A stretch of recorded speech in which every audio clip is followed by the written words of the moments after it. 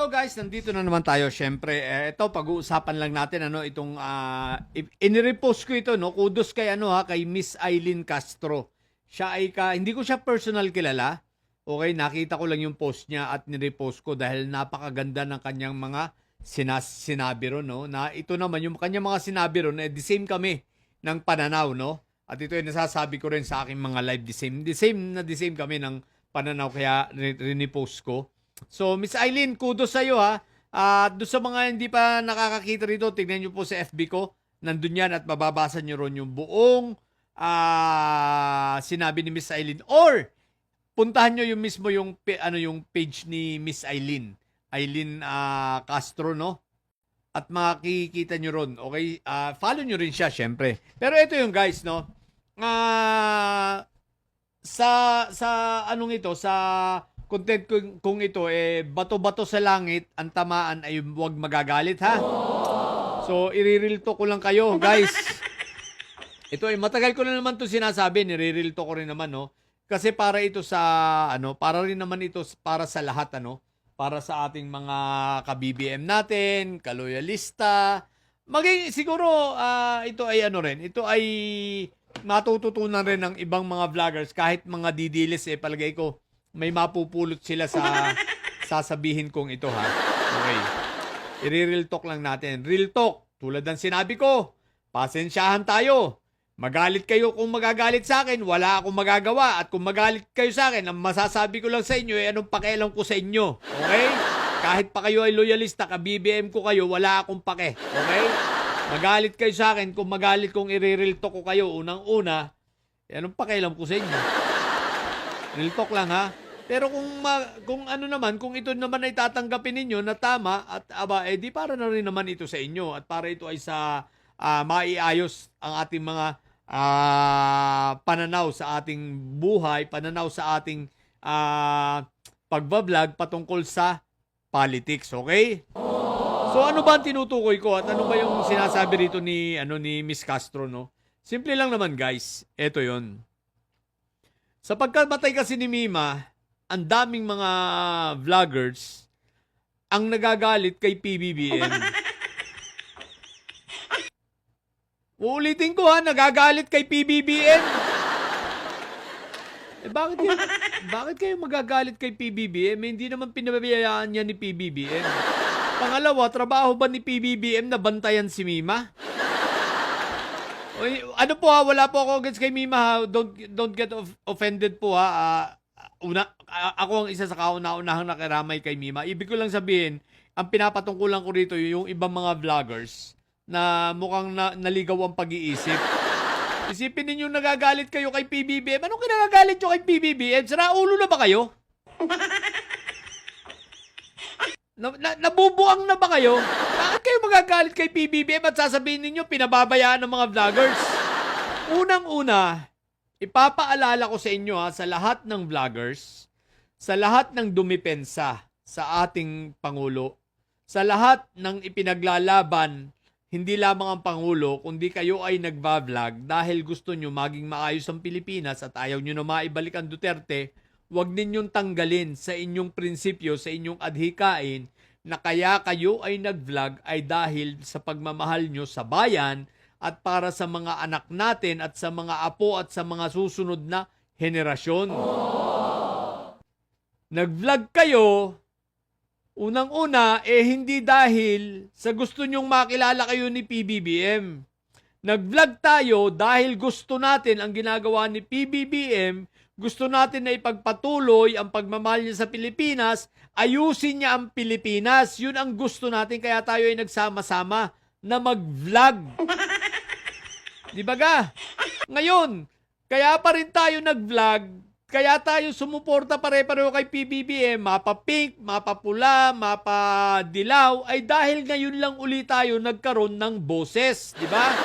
Ang tanong ko, may boses ba tayo nung panahon ni Fentaboy?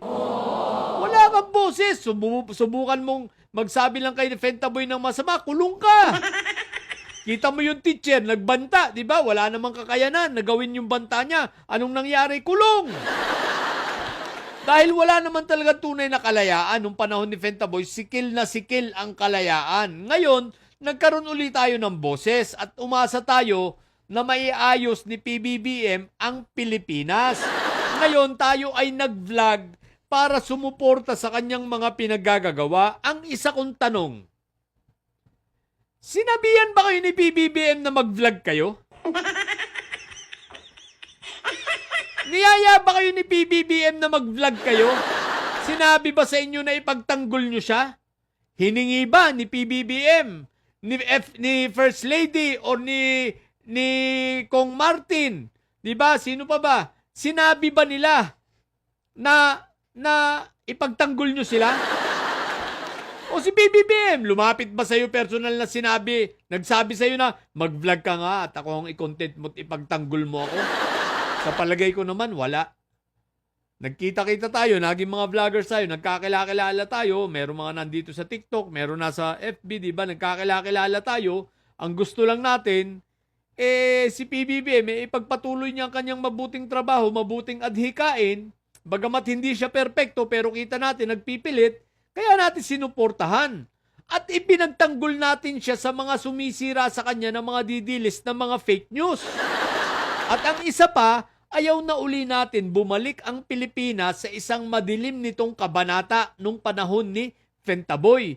At tayo ay nagsama-sama na ipaglalaban ito at hindi na muli nating papayagan na maghari pa ang mga katulad ng mga dutae na walang ginawa kundi pambababoy, pambabalahura at winasak ang Pilipinas, tinanggal ang kalayaan, gumawa ng napakaraming pagpatay sa mga kababayan natin, kinurap ang napakaraming pondo ng Pilipinas at pinahirapan ang buhay ng mga Pilipino. Ayaw na natin bumalik sa ganon.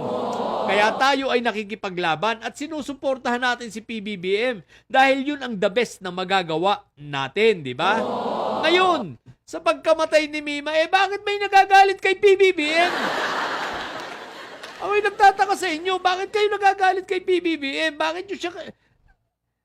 Pinilit ba niya kayo? Kung hindi naman pala kayo pinilit, ibig sabihin, sarili niyong choice yan. Kung pinili nyo na suportahan si PBBM, ipagtanggol siya, dapat matuwa kayo dahil para sa sarili ninyo, at least may na-accomplishment kayo at may masasabi kayo sa sarili ninyo na at least may nagawa ako para sa bayan. Pero kung ikaw ay tumutulong kay PBBM at ikaw ay naghahanap ng kapalit, tumigil ka na. Kahit sinong vlogger ito sa panlahatan itong sinasabi ko tumigil ka na sa mga didilis, ganyan din kayo. Kung kayo ay naghahanap ng kapalit talaga sa inyo at hindi tunay ang pagtulong ninyo, tigilan nyo na rin yan sa inyong poon. Pero sa mga ka-BBM ko, kung naghahanap kayo ng kapalit kay PBBM, tigilan nyo na. Hindi yan ang tama dahil tayo ay gumagawa. Ang tama ay gumagawa ka, nagbablog ka, ipinagtatanggol mo ang Pilipinas, ang Pilipino para sa bayan. Para sa susunod na henerasyon, para sa ating mga anak at mga apo, at para sa ating bansa. Wala ka ng ibang hinihingi pa, di ba ga? Ngayon, kung bigyan ka ng atensyon, di salamat, bonus yun, pero hindi yun ang iyong objective talaga, hindi yun ang primary objective mo. So bumalik ka uli sa prinsipyo kung saan ka nagsimula sapagkat ako'y naniniwala nang ikaw ay magsimulang mag-vlog, ang layunin mo lang ay tumulong sa bayan. So balikan mo ang araw na yun. Balikan mo ang damdamin na yun na mukhang nawala na sa'yo. At ngayon, ang hinahanap ninyo, nagagalit kayo kay PBBM dahil ang tingin hindi kumikilos, hindi pinoprotektahan. Bantay ba si PBBM? Ilang milyon ba tayo? Napakarami natin. 120 milyon ang Pilipino. Bantay ba si PBBM ng lahat? Diyos ko po, Rudy. So yun lang. Nawa ay makatulong ito para mag-isip-isip kayo. Tulad ng sinabi ko, balikan ninyo ang inyong damdamin nung una kayong nag-vlog.